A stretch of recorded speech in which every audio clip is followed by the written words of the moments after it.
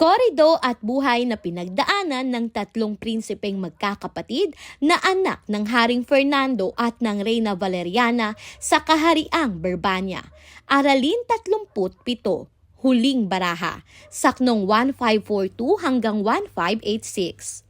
Ipinahayag ng Negrita na ipagpapatuloy na niya ang naputol na pagsasalaysay at hiniling kay Don Juan na makinig ng mabuti. Isinalaysay niya na sa sobrang galit ni Haring Salermo ay isinumpa nito si Doña Maria Blanca. Ayon sa sumpa, magpapakasal ang prinsipe sa ibang prinsesa at ang anak na si Doña Maria ay haharap sa matinding hirap sa buhay.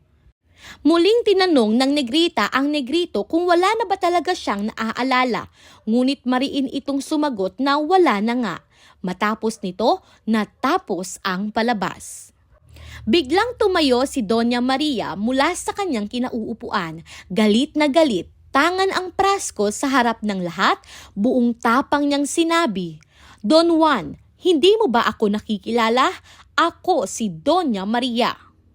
Sinabi rin niyang kung siya rin lamang ay mawawalan na ng halaga, ay mas pipiliin na lamang niyang wakasan ang lahat.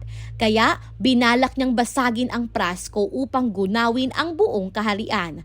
Nagulantang ang lahat ng nasa palasyo sa kanyang ginawa. Sa sandaling iyon, naliwanagan si Don Juan sa lahat ng nangyari. Nakilala niya si Doña Maria. Niyakap niya ito at inamin, "Ikaw ang tunay kong minamahal." Humingi siya ng kapatawaran kay Doña Maria at nangakong hindi na niya ito muling sasaktan. Pagkatapos, humarap siya sa kapulungan at sa kanyang ama at sinabing, "Dito ako pakakasal." Ngunit sa gitna ng lahat ng ito, biglang tumayo si Prinsesa Leonora. Buong tapang niyang hinarap ang hari at sinabi na mayroon din siyang hinanakit at sariling kapalaran na kailangan ilahad.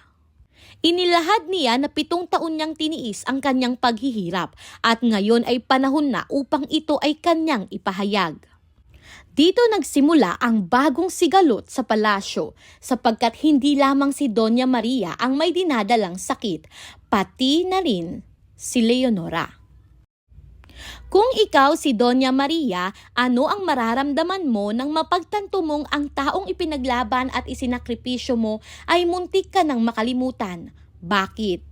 Pangalawa, kung ikaw si Don Juan, ano ang gagawin mo upang maitama ang iyong pagkakamali sa taong nasaktan mo? Paano mo ipapakita ang tunay na pagsisisi? Mahalagang kaisipan, ang pag-ibig na totoo ay handang managot sa pagkakamali, marunong humingi ng tawad at may lakas ng loob na itama ang nagawang kasalanan.